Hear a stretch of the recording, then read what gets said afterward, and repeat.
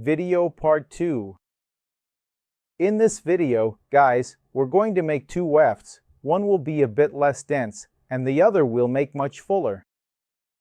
For those who want to use at most two wefts, with a higher volume for thicker hair. I'm going to teach you how to do this technique without risking the strands coming loose. Here's another tip I'm going to give you as well.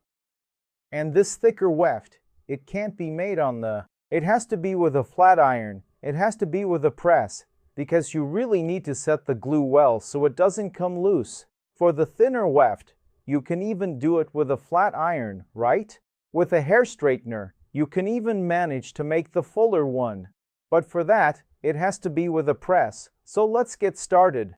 I've carefully put down a gray tape here, as you already know, to precisely mark the exact measurement I truly want, and it's quite easy, just look closely.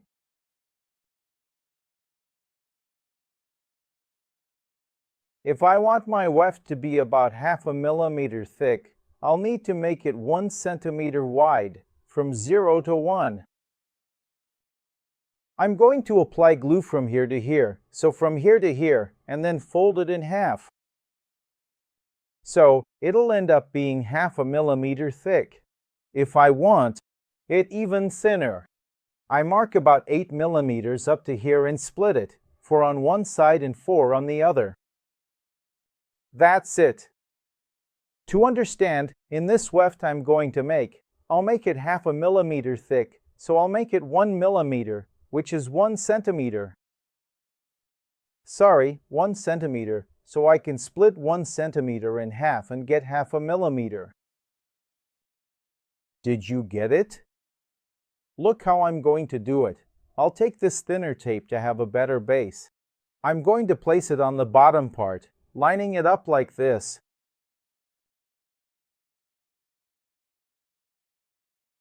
This way, it's much easier and more straightforward for us to clearly know that we have intentionally left approximately 1 centimeter of space for the glue to properly stick and adhere.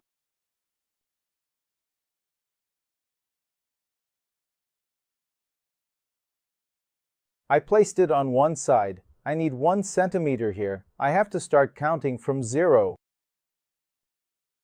Okay, remember that the 1 centimeter starts from 0.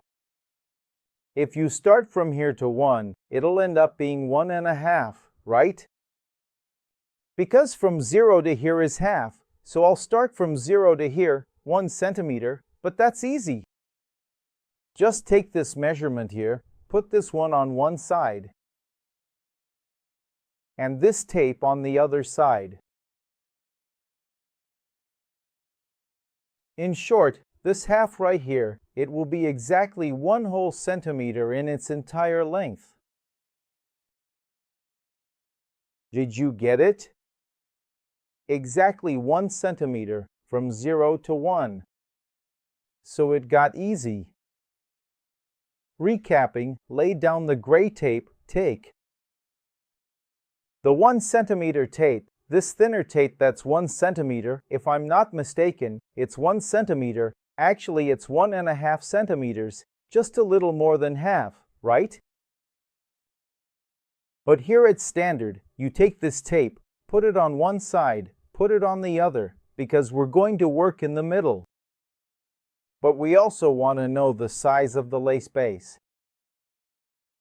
Generally, I advise you not to make a lace base bigger than 30 centimeters, because nobody has a head that measures more than 30 centimeters.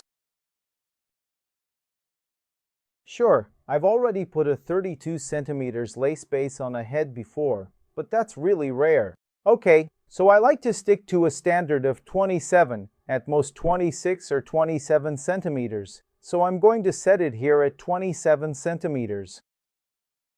On one side, I'm going to carefully place the measurement of 27 units, and then I will repeat this precise measurement of another 27 units, as we are meticulously crafting two distinct lace bases. This process involves starting our measurement precisely from 0 and extending it all the way to the 27 unit mark, ensuring accuracy and consistency for both of the lace bases we are preparing to construct.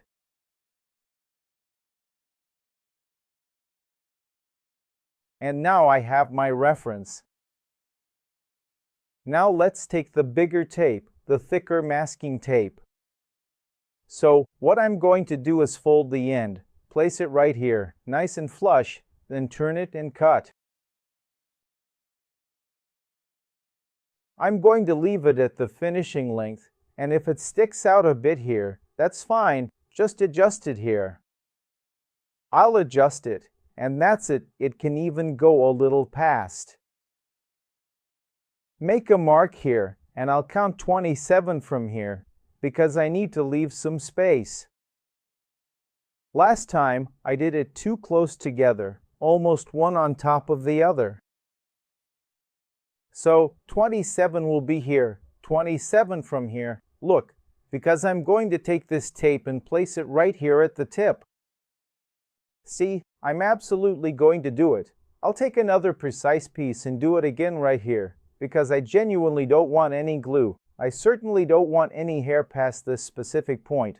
I truly want it to be at exactly 27. So, and right here it's already perfectly ideal for us to begin the process of making it. Now, let's proceed to do precisely the same thing on this particular side. Let's carefully take a piece of tape, then gently fold the very tip, always remembering that the tape absolutely cannot go into this specific gray part, which is indeed the crucial section we are ultimately going to fold. So, let's carefully take it and deliberately turn it once again, then firmly hold it right here in place. Fold it, let's cut. Let's make the fold. Like I said, it can even go past the line. That's not a problem, because we're going to take a piece here and stop at the spot where we want the size of the screen. Here and here.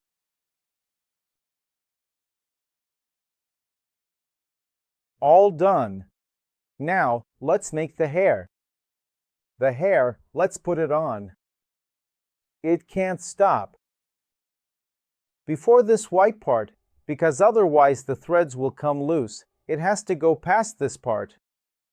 Brown, sorry, I said the white part, but it's actually the brown part. The hair has to go past the brown part, more or less up to here, so you don't end up cutting too much hair, right? From the client, and also not lose too much length. So, the important thing is that it goes at least a little past so we can secure another tape to make our work easier. It's good to always have a flat iron nearby so we can align the hair.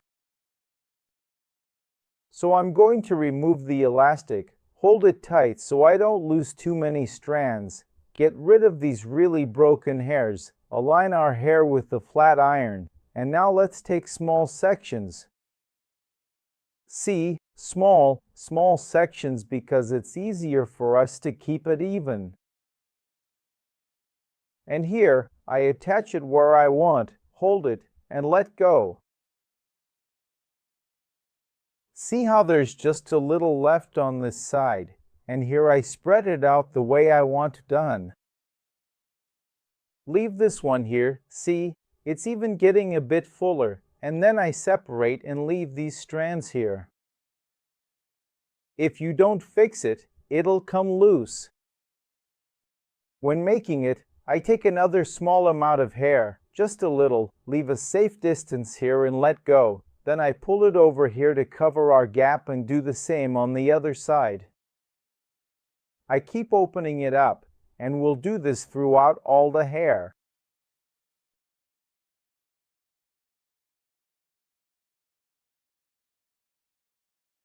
Notice that this weft is getting really full.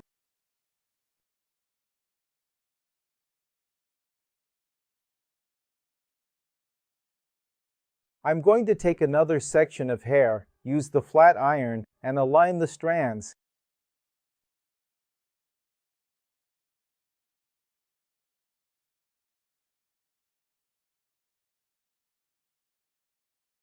I'll carefully take a precise portion, a significantly smaller amount of hair, and meticulously separate the other perfectly aligned section. I always do it a little further apart, break time equals 0.5s/, because here I precisely separate and completely close up all the noticeable gaps that are left, ensuring a smooth and flawless finish. See, it's not going too much to this side and it's loose, and here I start to spread out all the hair. Remember that this weft goes up to here. Okay, so I'm going to take this amount here because it already solves my problem. My weft only goes up to here.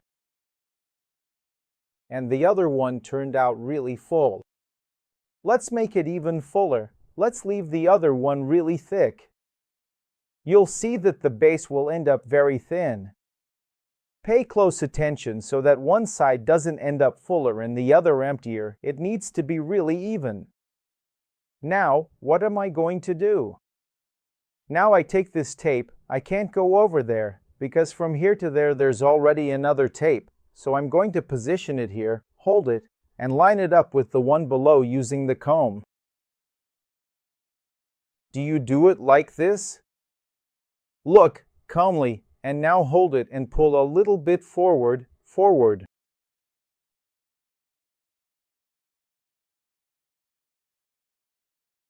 With this part here, we have to be really careful, because otherwise the glue seeps underneath and the weft ends up looking messy. It doesn't stay nice and straight.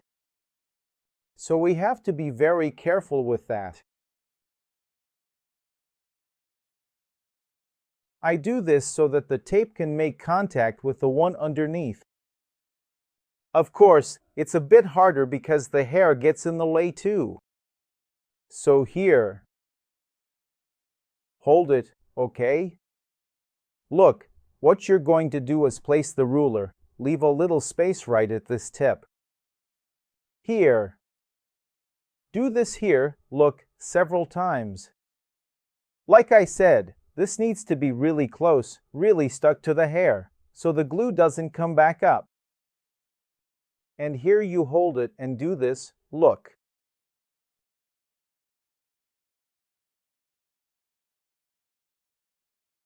If you want to remove the excess, you can do that too. I'm going to carefully grab a soft, fluffy duster, and then I will gently take it in precisely the same direction as before and meticulously place the other one down with great care and precision.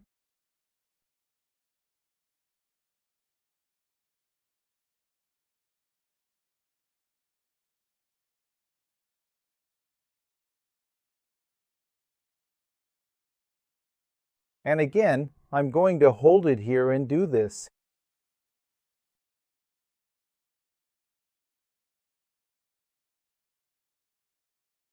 It doesn't really matter if the glue goes from here to there, because that's just the edge. What's important is from here down. This part of the piece, starting here, is where we need to be careful so the glue stops right here and doesn't go in. So that's why, when we apply the glue, we do it like this, right? Upwards. If you pull it this way, the glue will end up getting inside. Now let's fill in this side. If it's a big bundle of hair, you wrap it around your hand here, but since it's a small one, I'll wrap it around my fingers, hold it firmly, and clean the hair at the base, removing these little hairs.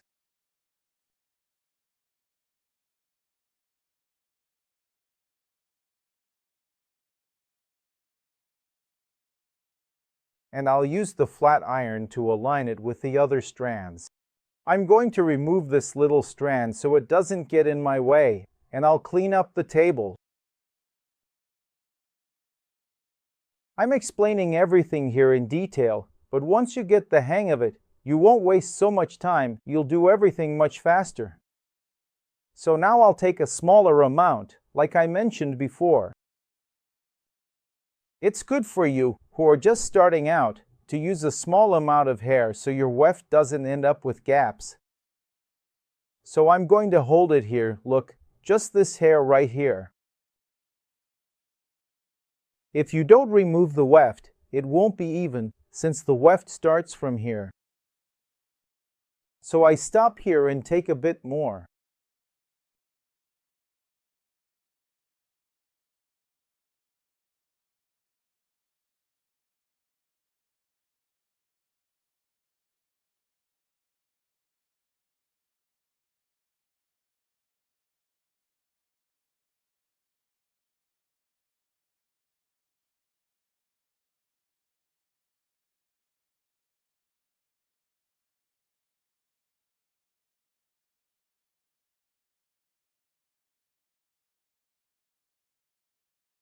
And if you think this part ended up fuller than over here, just grab a little more hair.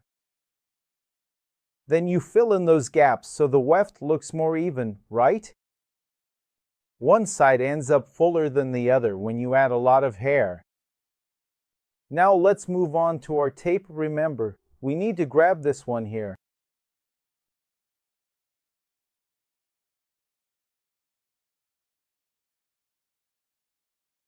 And be careful with this base. Hold it, and now, very carefully, measure the tape from the bottom to avoid any mistakes. Place this tape right in the middle, then we'll cut it in half later. It's just so you don't risk it coming loose. Here too, because the weft is thick, we need to be very careful. Now let's move on to the glue. We're going to apply our glue.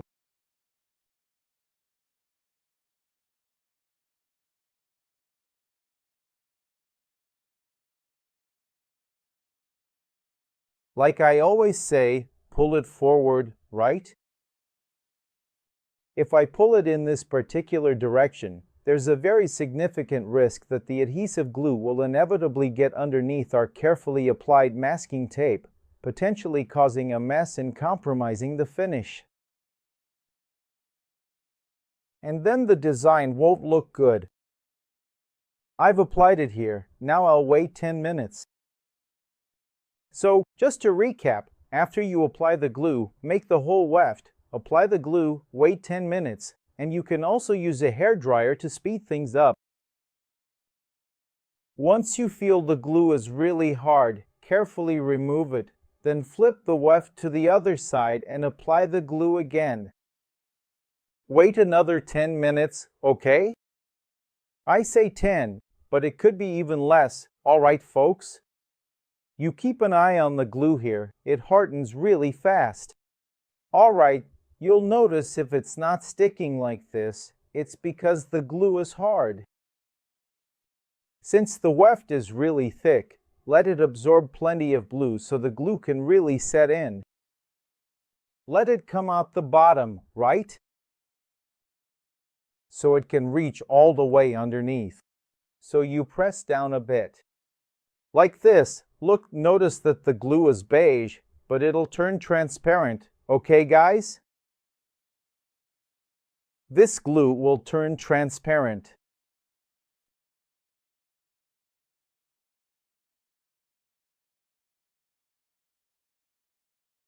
For those who like a full weft, this one here is perfect.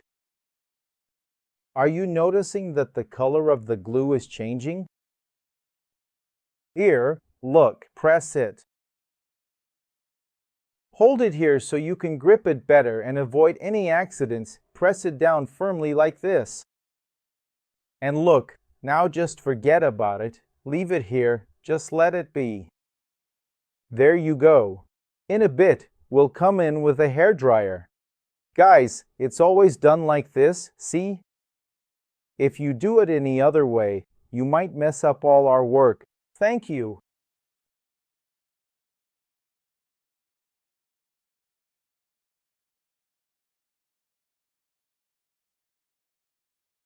Now, in the second lesson, we'll flip it over and apply the glue again.